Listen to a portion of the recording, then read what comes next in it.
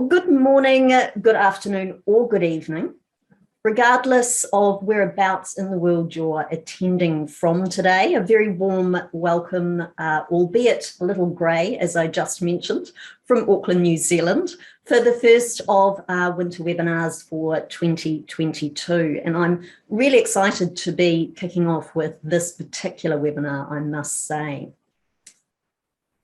If you haven't met me before, my name's Lynn Lavery. I'm the Director of Academic Consulting, and we're a Auckland-based research company. Now, it may be that you have come across either myself or academic consulting in the context of qualitative research, and probably more specifically in vivo. So you may be wondering why on earth I'm presenting a session such as the one we have today. So to provide a little bit of context about that, my academic background is in educational psychology, and my PhD looked at something called self-regulated learning. Now, I don't want to bore you all with the details of what self-regulated learning is, but in terms of what I did in my PhD, I was essentially teaching people how to become better self-regulated learners, and that involved teaching them how to better manage themselves, their time, and their information. Now, that is something that I am hearing from a lot of researchers right now that they are really struggling with, and hence the topic of today's webinar, keep calm and carry on researching. Now, in terms of a little bit more context for today's session, this was a webinar I ran late last year. It was part of our virtual event that we run in December each year. And at the time, it felt like it was sort of very badly needed. We were at the end of quite a long, hard year, yet another one, and felt like it was good timing just to take pause and look at the year ahead, which is the current one, 2022. Now, we're just past the halfway mark of 2022, and I think it's probably a good chance for us all to take another breath, have a look at what's been in the year, and have a look at the remaining time we have and how we can make the most of it. So some of you may have heard me give some of this advice at the earlier webinar, so if some of it sounds familiar, that will be why. I always think, though, this kind of material, it doesn't hurt to be reminded of, so I would suggest you stick with me throughout. And for many of you, this is the first time attending one of our webinars, so this will be new material for you. Now, I want to just do a little bit of admin in terms of how the session will run. So the first thing to say is I am joined behind the scenes today by my colleague, Ruth Allen. She's going to be manning the chat for me and also answering any questions that you may have throughout. So if you do have a question today, we are expecting quite large numbers. We actually had over 180 people registered for today's webinar. So if you're feeling like you're the only person struggling with these issues, based on today's registration numbers, I don't think you are. So we've got quite big numbers possibly attending. And if everyone posts their questions in the chat, it could be that we miss the questions that you have. So we're encouraging you, if you have a question that you would like either Ruth or I to ask, pop it into the Q&A panel, and that way we'll be sure to address it if we can during the session.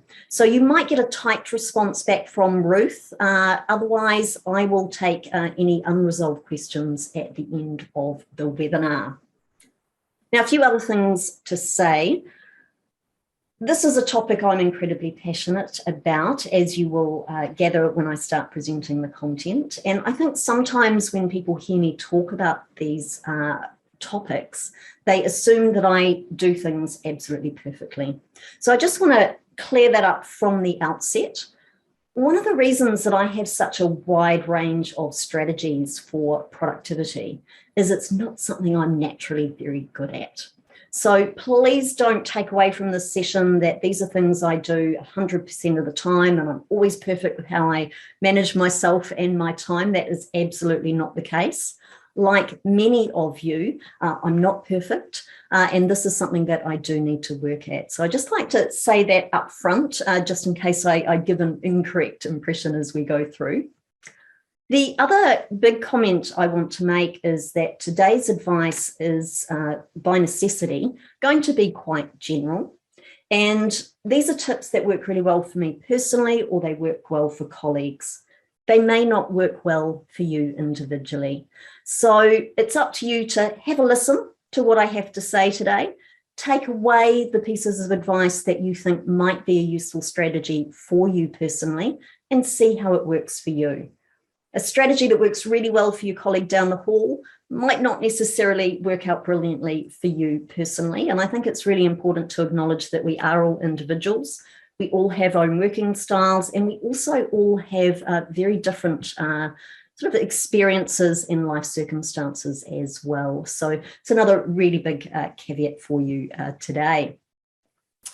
Now, before I get cracking with some content, I've got a really big tip for you today. So I am sure that you've probably done webinars like this one, where the presenter at the start of the session says, in order to make the most of the content, I want you to put your phone on silent and close your email down. No multitasking, just really focus on the content for the next hour. So it's probably no surprise to you that I'm going to say the exact same thing. But I probably have a different motivation for saying so than other presenters. While I think it would be lovely if you listened to me today, because obviously any presenter wants that, one of the reasons I'm going to suggest that you don't multitask for the next hour is that it's absolutely exhausting. And it's been a challenging year for many. Lots of you are really exhausted and a bit burnt out. Don't overdo things over the next hour by multitasking. I am actually giving you permission to just sit and listen for the next hour, or even if you want to, sit and gaze off into space for the time. But I think if you're attending a session like this, probably the worst thing you could do is try and multitask over the time. So if you would like permission to not multitask, you certainly have it from me. The other thing I'll just say quickly, there's a few points today where I am going to be suggesting you write things down. Might be handy to have some post-it notes and a pen before we get cracking. Okay, let's start to talk about some content. So I think we can probably all agree that this year hasn't quite gone to plan. As I said before, we're just past the halfway mark. So I think this is a really good time of year to sort of take stock, to reflect on the year that's been and make plans for the remainder of 2022. Now, a really obvious place to start this session would be to ask you to send in any challenges you've had. I'm not going to start there. So do feel free, if you've come today with a particular issue or a challenge and you're hoping that we might have some advice on that, you are welcome, as I said, to pop that into the Q&A, and if Ruth and I have any words of wisdom on that, we are more than happy to share that.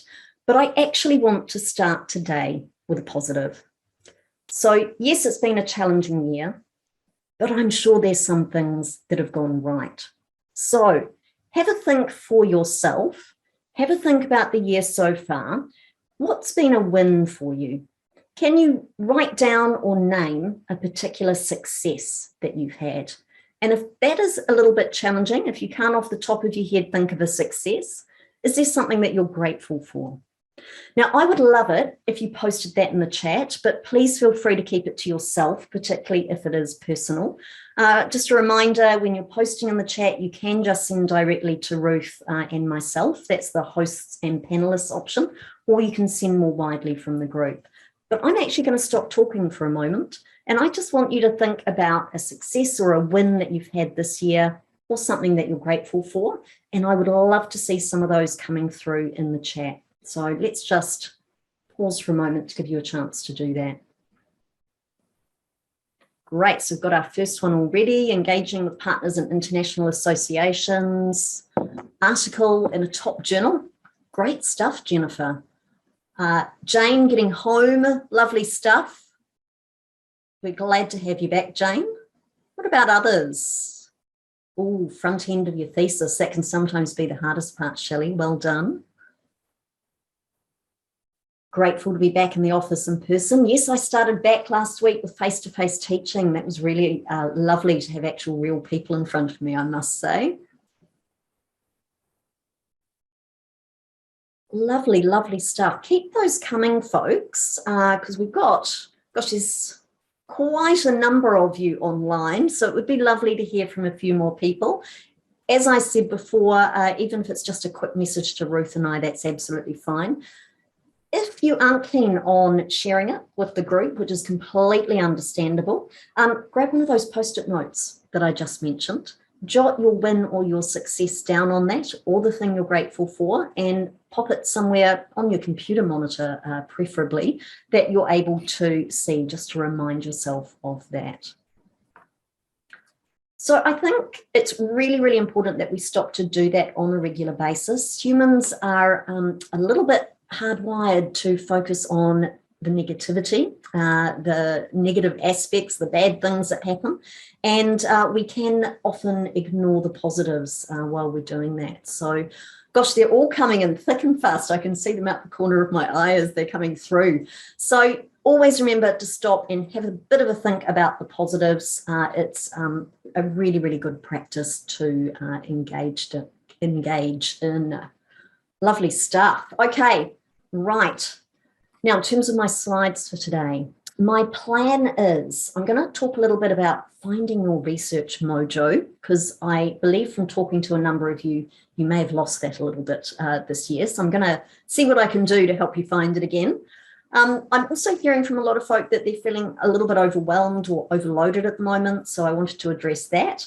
And then I'm going to get cracking with some tips for planning the rest of the year and talk a little bit about systems and workflows, which probably sounds terribly boring, but I'm going to do my best to make that interesting for you.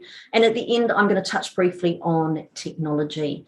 Now, I'm not going to be demonstrating any software today. We do have a webinar coming up on August 9th, where I am going to be demonstrating things like Evernote and Xmind and Trello, but I will at least be mentioning those today, and that might help you decide if it's worth your while attending that other session, which is part of this webinar series on August 9th. But let's start by talking about how you can find your research mojo. So if you are feeling a little bit unsettled, discombobulated, unmotivated at the moment, one of the main things I wanted to say today is that that is perfectly normal. And as I mentioned before, we had a huge number of people signing up for today, well over 180, so you are certainly not alone.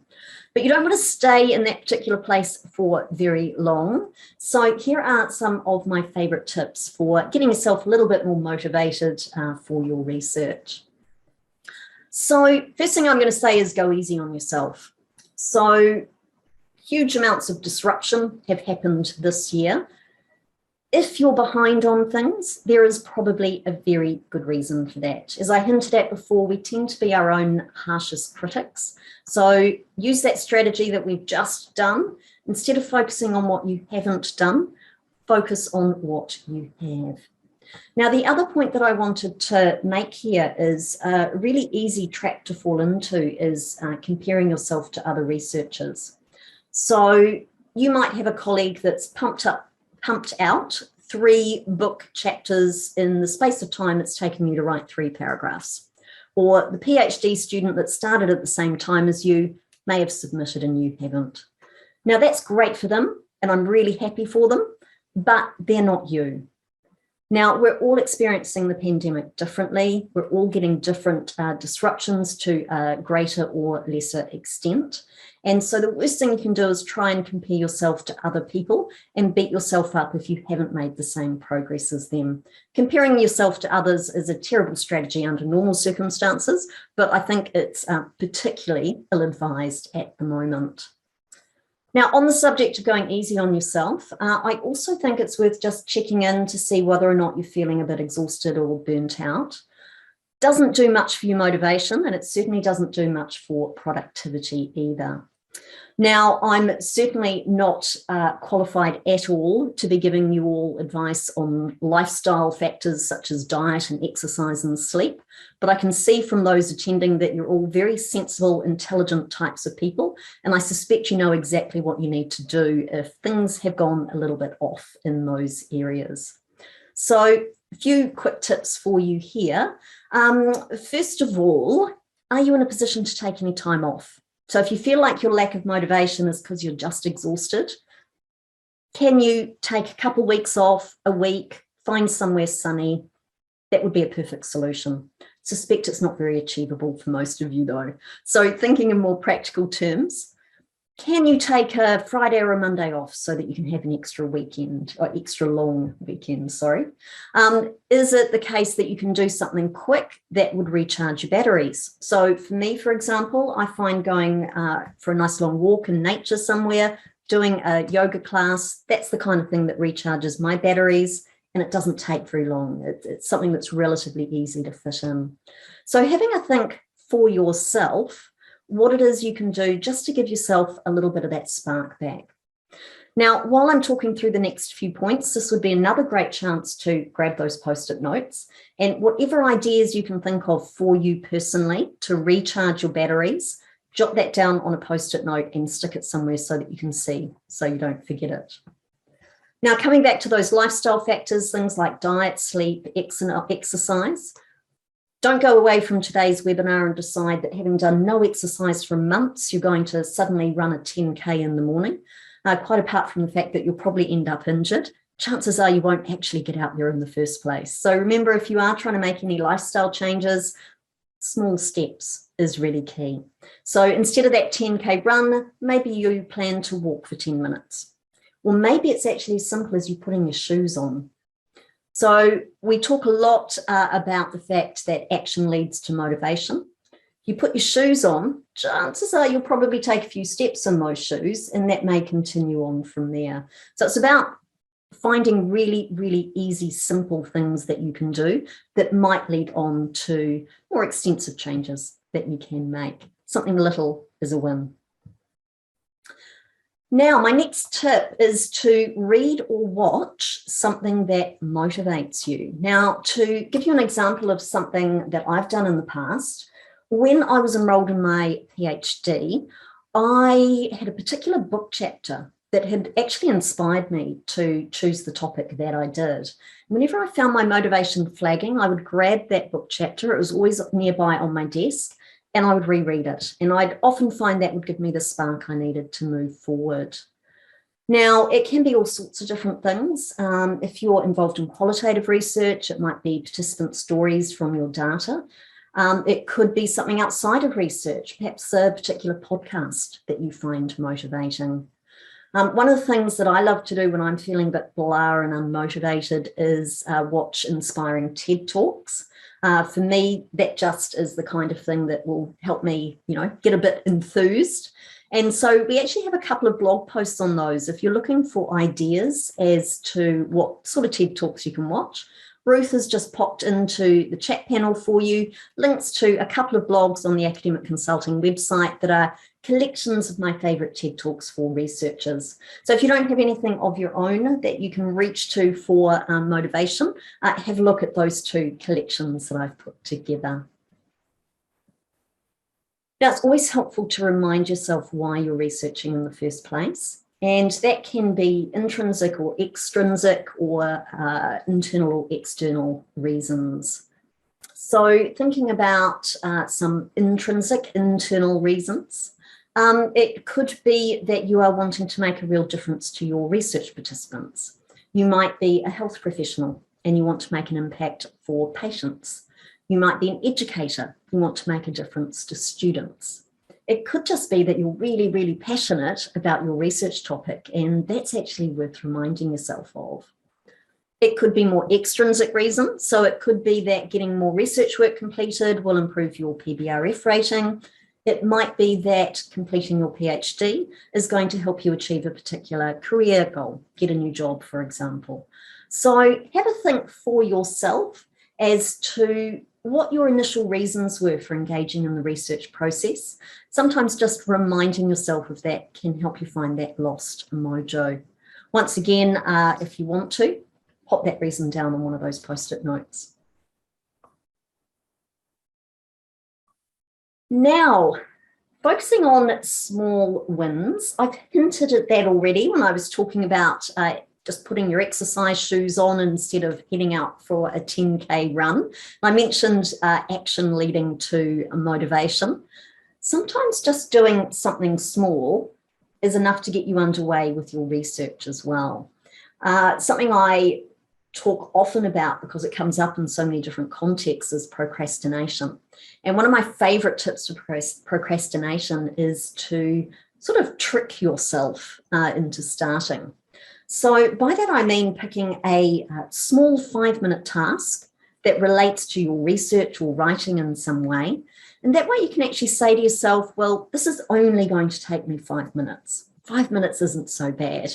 And then when you actually start, you think to yourself, well, I've got underway, I may as well keep going. So a few examples of things that are quick tasks might be things such as entering 5 references into your reference management software, or sketching out a quick outline of something you're going to be writing. It could be as simple as putting a chapter title into a Word document. So just something very, very small that it's not going to be too hard to get started on. And hopefully once you're underway, that will give you momentum to keep going.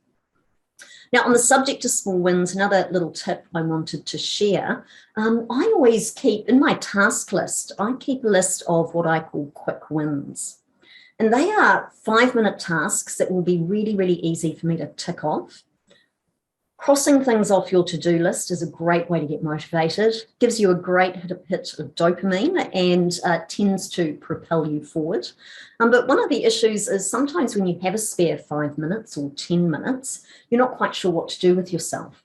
So having a list of quick wins, or whatever you'd like to call it, means that if you've got a gap between meetings, or if you're looking for something a bit mindless to do before you knock off work at the end of the day, you can have a quick look at that list and maybe knock a few things off. Not only will you have the satisfaction of knowing they're done, but as I've just mentioned, it might help drive you forward as well. Now, I've also got a tip there about focusing on something else. It's quite common, particularly on larger research projects, for people to get a little bit bored or sort of uninspired about the project. You sometimes find if you actually just switch your focus to something else, perhaps another research project, or something else, perhaps even in your personal life that needs done, it can just actually help you when you come back to the task at hand, just to help you reconnect.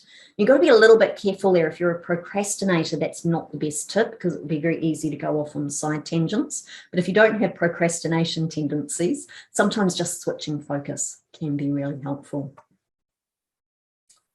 Now, I'm also a huge fan of connecting with others, and I've got a couple of tips here. One is that if you are experiencing particular challenges and you think it might help to get an outside perspective on that, don't forget that there are people you can talk to. So have a think, first of all, about your own immediate network, so friends, family, if you're a postgrad student supervisor. And if you need to go beyond that, keep in mind that I think looking at the list, most of you are from universities. So your university will likely have support people you can contact if needed. Talking to a GP, a medical professional, a counsellor, a psychologist.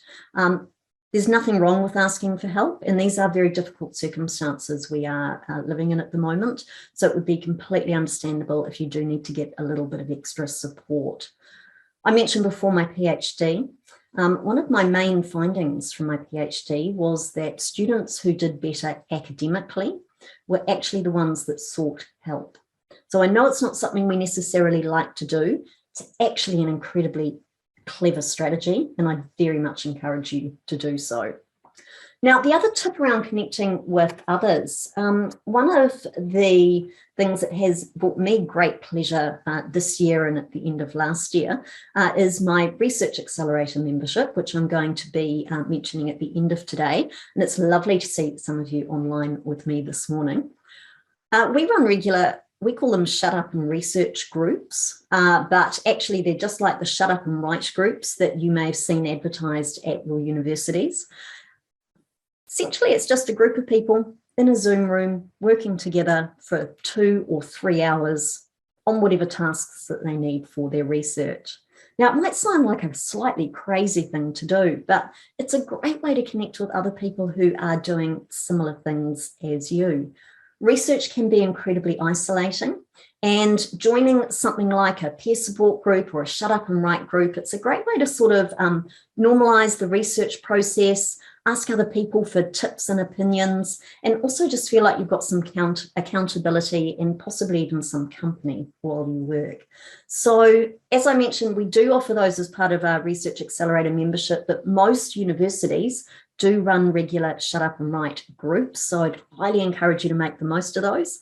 If you're not based at a university, in other fields, they're often called virtual co-working sessions. So have a quick Google search and chances are you can probably find a professional group that you can connect in with.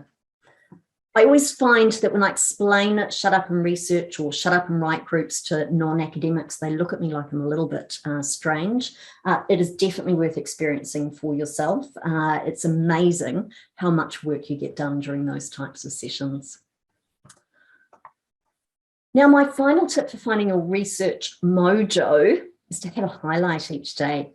Now, I've got a more detailed blog post about that I'm going to get Ruth to just pop into the chat there. This might not be a concept you're familiar with. It's one of my favorite productivity strategies. It's from a book called Make Time by Nat N. Zaratsky. And the idea is that a highlight is something you want to prioritize or protect in your day. Ideally, it's something you'll find enjoyable, and preferably it's something that will move you towards a larger goal that you're working towards. At the end of each day, you want to be able to look back and easily identify what your highlight was. And actually, you want to make sure at the beginning of the day that it's clearly blocked out in your calendar so that you can make sure it happens. Now, highlights can be personal, they can be family related, they can be work or research related. I like to actually have a bit of a mix of different kinds of highlights. They are often work related. I get incredible pleasure and enjoyment from my work, as you can probably tell, but I do like to have occasional personal ones in there as well. So yesterday, my highlight was catching up with a very good friend who I hadn't seen since before the pandemic started. And today, my highlight is actually presenting this webinar. So whatever you are going to find enjoyable, rewarding, making sure you have something every day that you can look forward to. So if you'd like more information about that, Ruth has popped the link in the chat. Now, we've got a huge number of people online. You probably have some of your own suggestions for motivation. So if you have a little bit of a tip of your own that you would like to share with the group, please do pop that in the chat so that others can get the benefit of it. Just been talking about the importance of connecting with others. So if you do have something you think might be helpful for the rest of the group, please do pop that in to share. Now, let's talk about my next sort of biggish topic, dealing with overwhelm. So a few tips here for those of you that possibly are feeling a little bit overwhelmed, overloaded. First tip, and I'll explain this, is there anything you can turn off?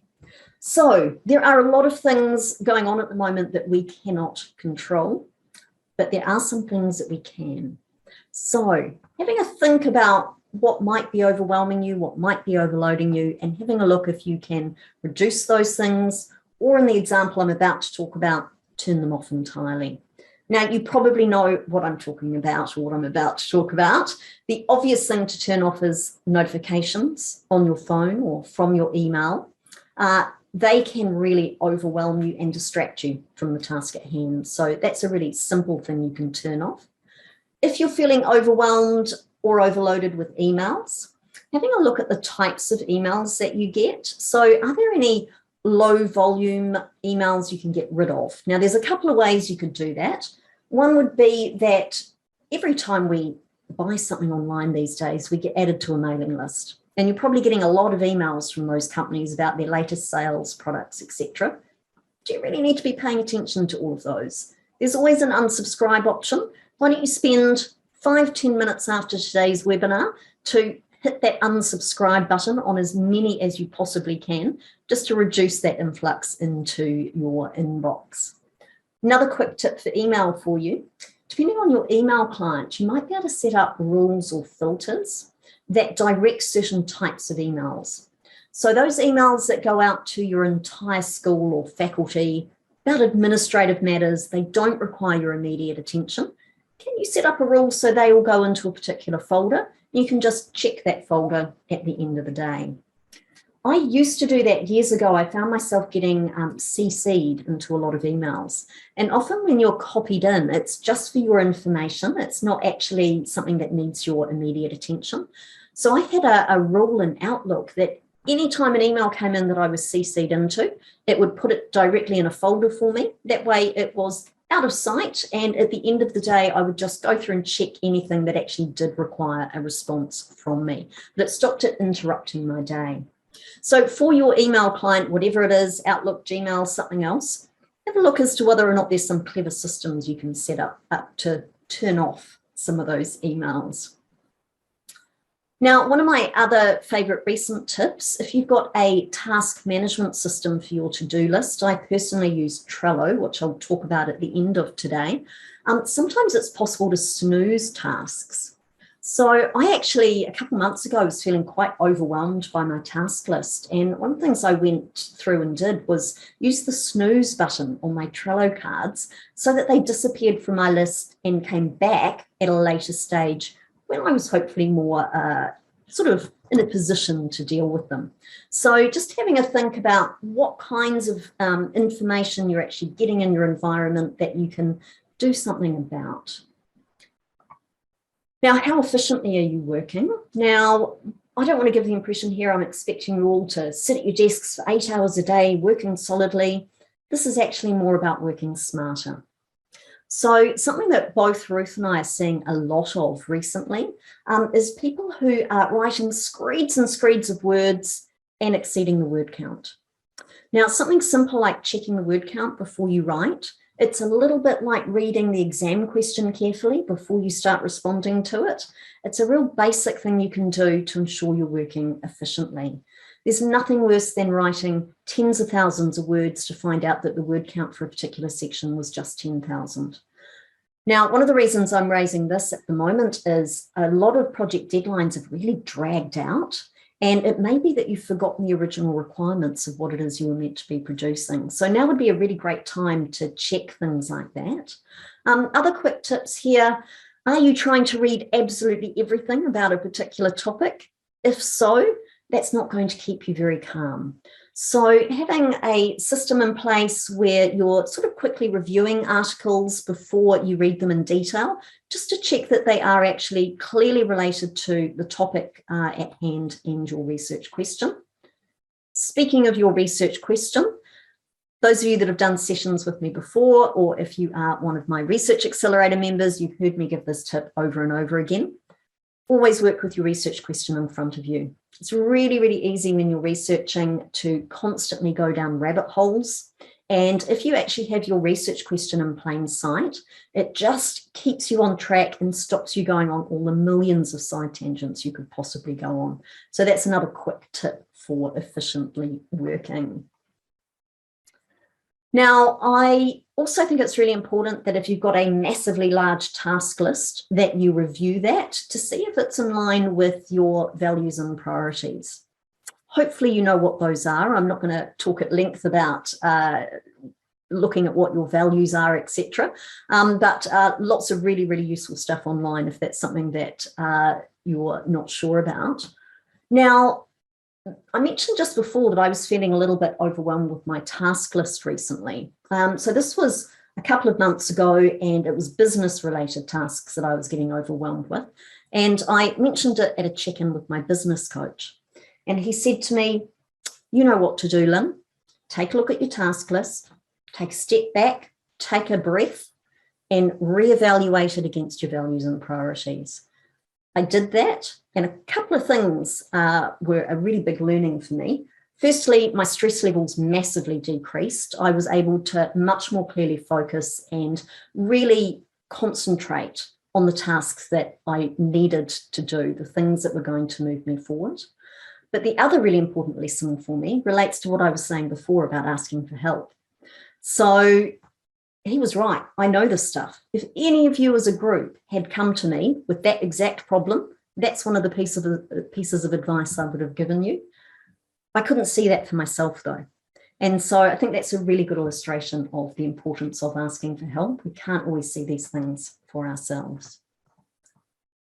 Now, likewise, having a look at what you can say no to. Now, I know a lot of us are really terrible at saying no, and I came across a really useful strategy for this recently, which was by saying yes to something, you're actually saying no to other things.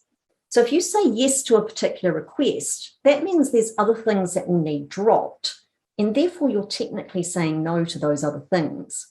I think that's worth reminding yourself of. There are only so many hours in a week, 168 to be precise. So it's really important that you keep that in mind when you're being asked to do things. You need to make a yes or no call on it.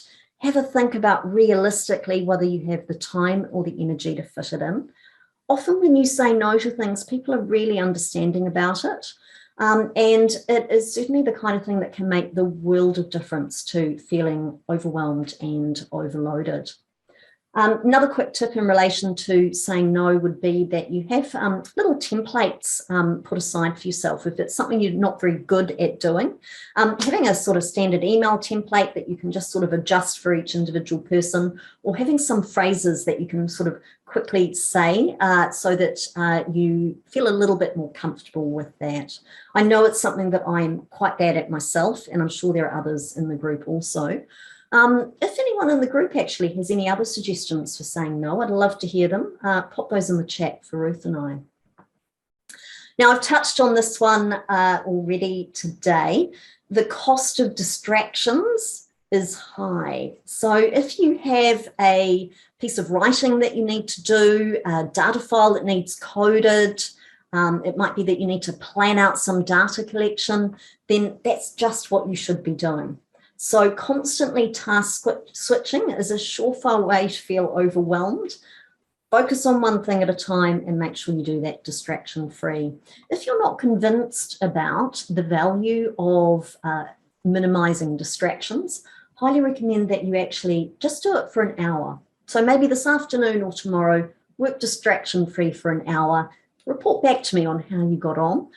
Sometimes it's not until we actually experience that we realize how valuable a strategy that can be. And my last tip before we get into some quick final slides, keeping an eye on mental distractions. This is another thing that I actually can struggle with myself. A couple quick tips for you. If you're finding that while you're working, you've got other things just popping into your head constantly, keeping a random thoughts list or a worry list can be really helpful. My other tip for this is that sometimes unfinished tasks pile up. It's something called the Zeigarnik effect, and we don't always realize how much room unfinished tasks take up in our brain. So I will often, if I find those things are interrupting me constantly, I make a list of them and I put some dedicated time aside just to finish tasks off. It's actually an idea from Gretchen Rubin. She calls it her power hour, and it relates in her context to household tasks, but I use it for work tasks. And I find at the end of the hour, because I've just powered through, I've got as many of those things crossed off my list, they've emptied out my brain, and when I start my next work session, I'm a lot more focused as a result. So there's another quick tip for mental distractions. Now, it has been really, really quiet on the chat front and the question front, which is highly unusual. I warned Ruth we were going to get lots of questions, and I'm not seeing those happen. So do remember, interact with us in the chat. If you don't have a question, perhaps post us a quick message about your favourite tips so far. It might be that you're just sitting there absorbing all of this. It might be that you're making sure you don't multitask, as I requested you do at the start of the session. But it'd be lovely to know, are you all still out there? Are you listening? What's your favourite tip, or do you have a question? Now, my final slides, I'll move through relatively quick because these are just some quick suggestions for you. Now, we've got a little bit left this year. There is still time to make some progress. So start by reflecting on where you're at. Now, you probably have lots of things buzzing around in your head right now. So my suggestion is you get all of those things out. So it doesn't matter how you do that. It could be a whiteboard, it could be good old-fashioned notebook. I'm a fan of pen and paper notebooks. It could be that you type things into a laptop, whatever is going to work for you. Just do a brain dump of all of the things that you need to do between now and the end of the year, essentially. And then you need to map out or plan when those things are going to happen. Now, you do need to plan a little bit lightly here. I think planning for research is really important, but if there's one thing you can count on, it's that research won't go to plan. So we do need to have a certain amount of flexibility, and we do need to be quite realistic as well about what's achievable.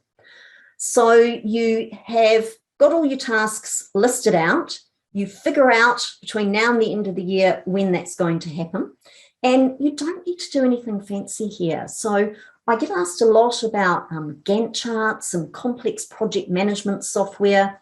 Both Ruth and I are a huge fan of keeping these kinds of things simple.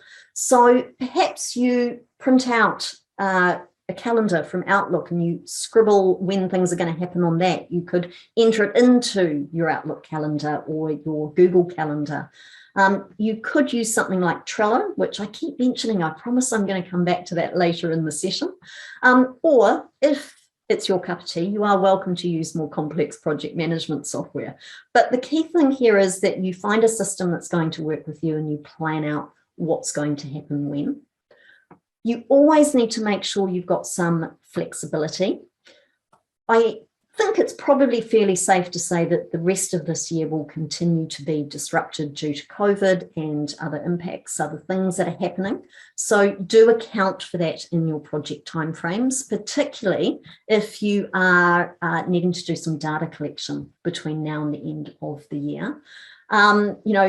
It is the elephant in the room, really, isn't it? And I think, it's a really important thing to think positively about how the rest of the year will go, but you also need to account for any things that might disrupt your plans.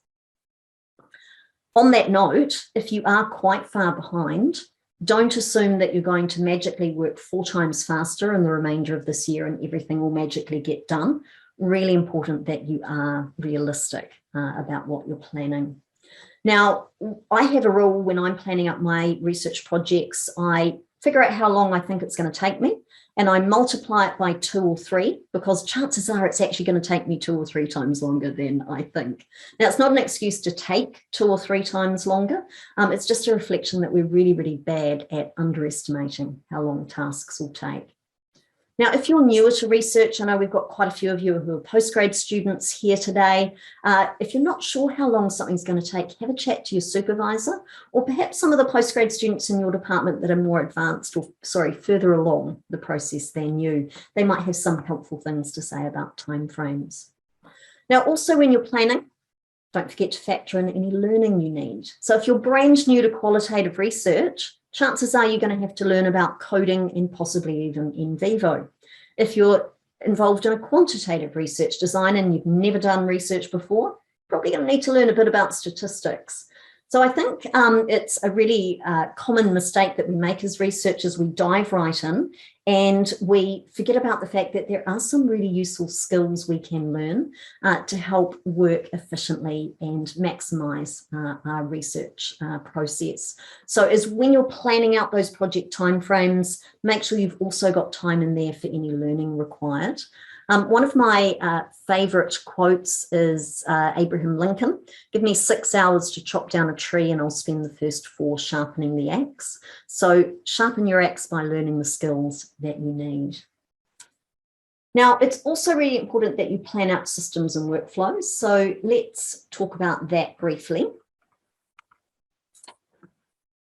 So in terms of possible systems, what I've got here is just a very quick checklist of different things that make up the research process that ideally you need to have a think about how you're going to work with that kind of information.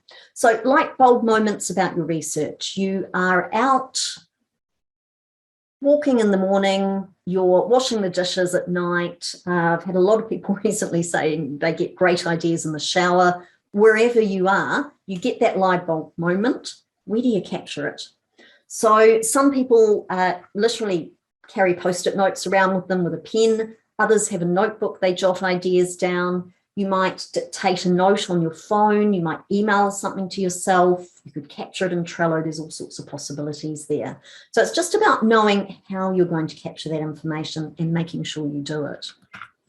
Writing related files, so that's any drafts or final versions of your writing, copies of research proposals or ethics applications. Where are you going to create those? Where are they going to be stored? Your research related files, that's for things like your data, code books for either a quantitative or a qualitative project, participant details, contact details, etc., ethics documentation. What are you going to create all of those in and where will they be stored? And literature as well. This is one that I see people get really tied up in knots on. Ideally, you're going to be storing your literature in reference management software such as EndNote or Zotero or Mendeley or something else. Or you're keeping things simple and perhaps just keeping a folder of all your PDF files somewhere that you've got a really good, clear record of everything. Now, you're also needing good systems for your tasks, project timelines, etc. And for some of you, it will just be an individual system that you need. For others, it could be that you need a system that's going to work for colleagues. So a task list, absolutely fine if you're an individual researcher, just to have that jotted down on pad and paper next to you. But if you're working in a research team, you're obviously going to need a different system to accommodate the fact that everyone on that team needs to be able to see the tasks. So these are just all things to have a little bit of a think about for yourself and come up with some clever systems to ensure that you are working as effectively as possible. Now, once you've got those systems in place, you need to have a think about workflows within those systems. Now, I talk a lot about workflows. If you've done workshops with me before, you'll have heard me talk about it. And we don't always think of workflows as researchers. I know I certainly didn't when I first started doing some of the bigger research projects we've done at Academic Consulting. And I, on some of those early projects, got myself in a bit of a pickle. I ended up quite overwhelmed because I hadn't put the thought into my workflows ahead of time. One of my favourite analogies around this is from Lynn Richards, who's one of the original developers of NVivo. And she talks about a surfer. And I've never done surfing myself. There might be people in the group who have. But she talks about the fact that when you're surfing, you're constantly looking towards the next wave and you're planning for it. If you wait until the wave's right above you, it's actually too late. And that's exactly what is the case with workflows. You need to be planning ahead. It's really, really important. And so just an example workflow here, you get that light bulb moment about your research. That prompts you to jump on the library databases and have a look for articles on that particular topic. What do you do with the articles that you found? Do you download all the PDFs into a folder? Do you save it in your reference management software? And then what happens to that information from there? If you're putting it into reference management software, do you have a process for checking that information? I know it magically appears through an automatic import, but it's not always 100% accurate. And then how do you decide what you're going to read in more detail and take notes on? Once the information's been read, that information then needs to make its way into your writing. So what's your process going to be around that? Now, it might sound complicated, this idea of having workflows, but they can be really simple. And if you put some thought in ahead of time, it actually becomes second nature while you're working. And it's really easy as well to set up checklists or templates for yourself to get started. Now, if you're not convinced about the importance of workflows, just another example for you here, kit set furniture. Now, I'm pretty sure everyone in this group has at some stage either watched someone assemble kit set furniture or you've had to do it yourself. And there are typically two kinds of people. So there's the kind of person who sits and reads the instructions, they check they've got all the pieces, and then they make a start on assembling the item. And then there's the group of people who just dive straight in and hope for the best. Now, let me know in the chat, are you group 1 or 2? So group 1 checks everything really carefully, make sure they understand the instructions. Group 2 are the dive straight in. Now, I'm not surprised that the group 1 people are first to respond there. Group 2, I bet you've on occasion had the experience where you've assembled the item and then realized there's a bit missing. And the problem is that once you've assembled it, if there's a crucial piece missing, the only way to fix that is to disassemble it and start all over again. Now, the research process can be a lot like that. That's why it's so important to put thought in ahead of time, because it can be more challenging to fix later down the track. Now, there are a few caveats that I want to say about that. It does depend a little bit on the size of the task. If it's a very simple piece of furniture, you might just want to dive straight in. There is very little benefit in thinking too long and hard about a set of instructions if it's a simple task. Also important you don't spend so long reading the instructions you forget to build it. My last little tip, if the instructions aren't any good, and boy, have I had a few experiences of that of late. The monitors I'm looking at the moment, the instructions that came to assemble it on the stand were unintelligible. And in that case, there's value in bringing some expert assistance in. So my colleague Andrew came over and assembled those for me because I knew I just didn't have a hope despite reading the instructions. We keep circling back to that idea of asking for help today, folks. Now, let's talk about technology before we take final questions. Now, I could see a real flurry of comment coming in the chat and also a few questions. I believe Ruth has been dealing with those, but if you have got an unanswered question, it might be that we missed it in the chat. So please remember and pop that into the Q&A panel, just to draw Ruth's and my attention to it so that we can make sure we answer that for you if we can. Now, I've got a slide on technology, but I also want to say that technology doesn't have all the answers. I wish I had $1 for every time someone asked me, is there an app for that?